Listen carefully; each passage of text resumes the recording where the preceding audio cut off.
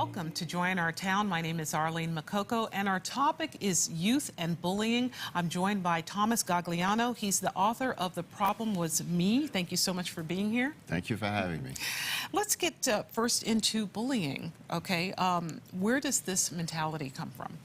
Well, all of our perceptions in childhood really originate from our caregivers. You know, they showed us how to view the world and how the world views us. In fact, 3 years ago, my 8-year-old son really drove home this message better than I could. We're watching a baseball game. He says, "Hey, Dad, how come those kids root so hard for their favorite player?" I said, "Well, those players are the heroes." And he stopped. He thought about what I said. He said, "You know, Dad, they may be my heroes someday, but you're always going to be my first hero. We are first heroes." Now, those messages that we receive in childhood, verbal and nonverbal, are ingrained deep in our soul. Unfortunately, a negative message can unleash a tsunami of negative thoughts as we grow older. And if these thoughts and messages are not exposed, an inner critic develops in our thinking. And this inner critic could really sabotage everything. And we hand this inner critic down to our children, and they hand it down to their children. But you know what this inner critic does is he imprisons us in roles we play in our life, like the bullying role. Well, thank you so much for saying that. And you know, it's a big issue here in New York City. We see this sometimes in the headlines. And give us an idea of where this begins, obviously at a very young age. What's happening to a child that begins to bully? The first piece is, are the parents doing something about the negative messages they received in childhood, if they did receive them? You know, I think we tend to repress these messages, deny them, manipulate the truth about them. But if we're not working on them, if we're not exposing them, if we're not getting rid of them, it gets handed down to our children. And what I call this inner critic is that little voice inside our head that doesn't go away, constantly reminding us of what we're doing wrong in our life, never allowing us to celebrate our victories. And that, if we're implanting that in our children, that's kind of negative thinking. And the other thing is, we need to give our children the message that they can make mistakes in life. It doesn't mean they are a mistake. That they can fail. It doesn't mean they are a failure. You know, if we deny our children compassion when they stumble in life, we're negating a real important part of their humanness. And without that, they won't develop compassion for themselves or compassion for other people, which again sets up that victim mentality and the bullying mentality. So you're saying this is something that's handed down from the parents, you're saying? A big piece of it, yeah. Okay. A big piece of it. So how can a parent change those messages and hopefully see change in their child? They have to really take the responsibility of first looking within themselves, like I said. You know, it's hard to give our children what we don't have. If we have that negative thinking, as I said before, we're going to give it to our children. I know how I've changed this. You know, I came from a very tough childhood. My father used to give me the message that kind of I was defective. He didn't mean to. As we go back to, my father was my first hero, like he was every child's first hero. When I was a kid, he would address me and my brothers as girls. He would say, "Come on, girls, let's go." So the message to me was that if I had feelings, or if, God forbid, I wanted to cry, and I shared this with my father, it meant that I was defective. Something was wrong with me. And I did not want to give this to my children. So about 15 years ago, we had a situation in the house where our dog died. Our dog was 15 years old, and my oldest son was very close to this dog. And I followed him to the bedroom after the dog died. He was very sad, and I asked him if he was okay. He said, "Yeah, Dad, I'm okay." And I put my arms around him, and he put his arms around me, and I put his head on my chest, and he started to cry. And a few seconds later, his tears intensified, and his grip on me intensified. And you see, I was giving my son a safe place that day, a place to cry in his father's arms, a place I didn't have as a kid. But that's how it starts. It starts by bringing a safe place to your children where they can share their feelings and they can cry on your shoulders. And you can, of course, give them guidance, but they got to know that there's a safe place. If there's not a safe place, they're going to look in other places. And what a bully does, really a bully is somebody that suffers from an inner pain, similar to a victim. Both have that common denominator. See, a bully wants to hurt others the way they're hurting inside. And a victim acts in their pain sometimes, feeling that they deserve to be hurt.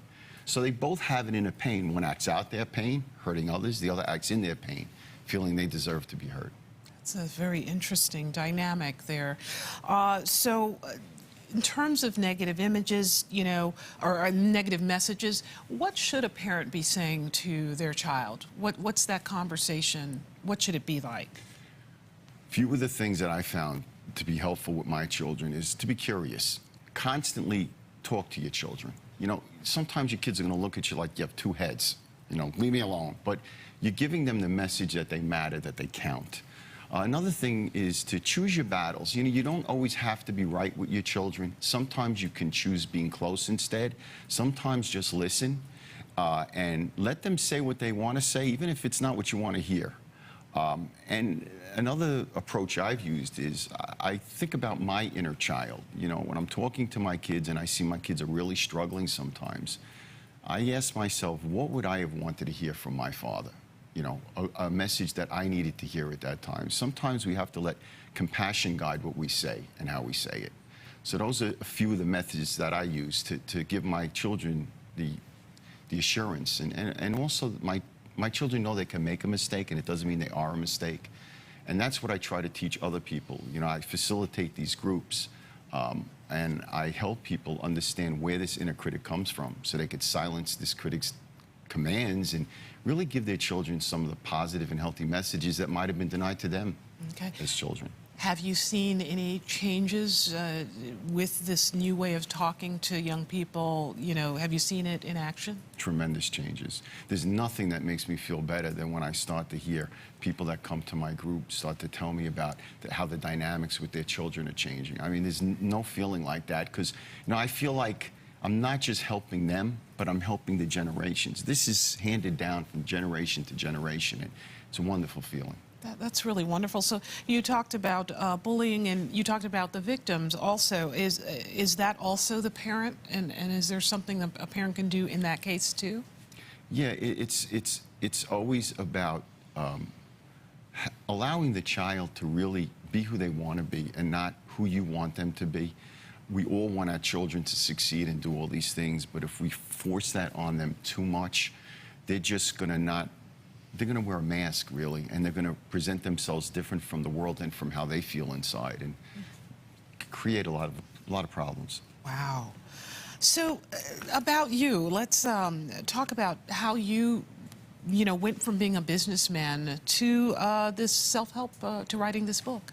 It started really as a kid. I was a legitimate victim as a kid. I mean, I was abused terribly, and what happened to me wasn't fair. I didn't deserve it, but I developed a bully mentality from this. You see, I wanted the world to pay the bill for what happened to me as a kid, and when the world didn't cooperate, I developed this destructive entitlement. See, I gave myself permission to act in ways, regardless of the harm it caused myself or others. And it was going to sentence me to a very lonely life. I pushed away love whenever it was offered. I pushed away my children's love, my wife's love, and this was about 25 years ago. And I really realized that I had to find out what was damaged inside of me. I had to find out what was broken and really fix it, or I was just going to be a very lonely person. About 20 years ago, I went to a lot of therapy. I did a lot of work on myself. And what I found out is I had a very distorted definition of intimacy as a kid. Intimacy was fearful, painful, and I was not going to let people close to me. In my book, I talk about this warden, this inner critic, that showed me all the ways to push away love when it was offered. And I listened to this warden my whole life. So about 10 years ago, I started to run help others who suffered as I had from negative childhood messages. I ran groups in my house, in school, churches, free of charge.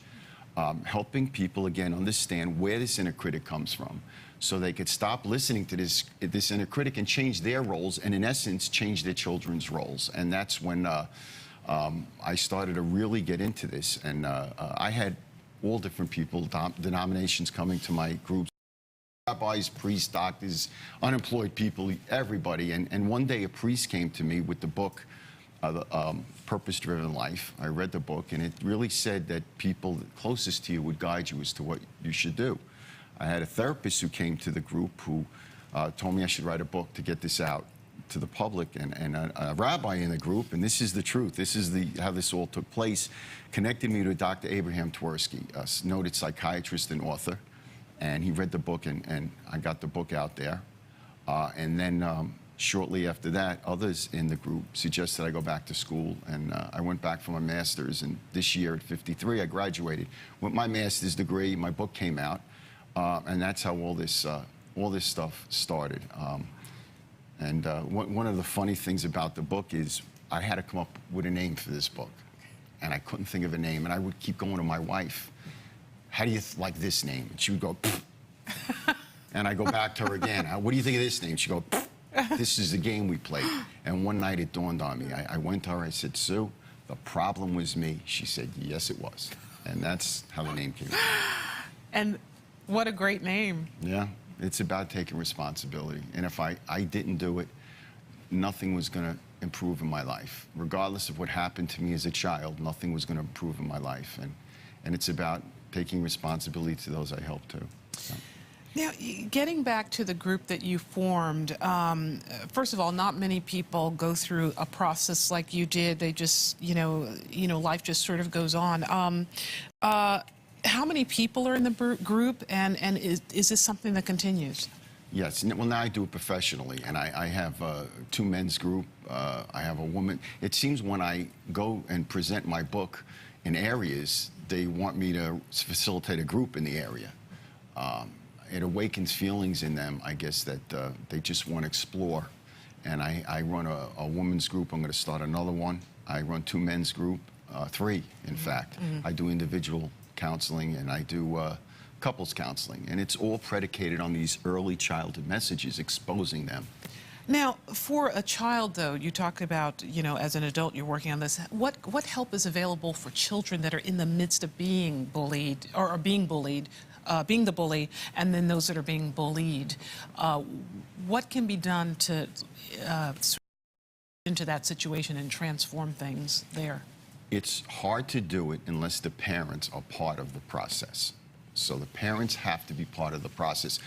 You can help a child, but when they go back, and if they're going to go back to the same negative messages, it's going to awaken the same negative thoughts. The best way to do it is to talk to the child and try to gain trust first, so they can start to expose what's going on inside of them, so then it could be changed. And I talk about 3 essentials: awareness, we got to know what's broken inside, expose those thoughts, taking different actions, which we will take as our awareness grows, and then maintaining those actions so that we don't go back to listening to that inner critic again. Thomas Gagliano, thank you so much for being with us, author of The Problem Was Me, and thank you for joining us. We'll be back after these messages.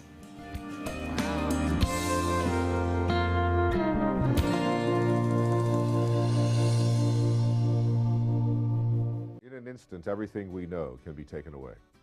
I'm John Larroquette, and as an actor, I've made a career on TV and performing on the Broadway stage. But is that what matters most? If I was suddenly disabled and couldn't take steps, couldn't I still act? Only abilities matter. Visit Kessler Foundation on Facebook and tell us your abilities. And go to KesslerFoundation.org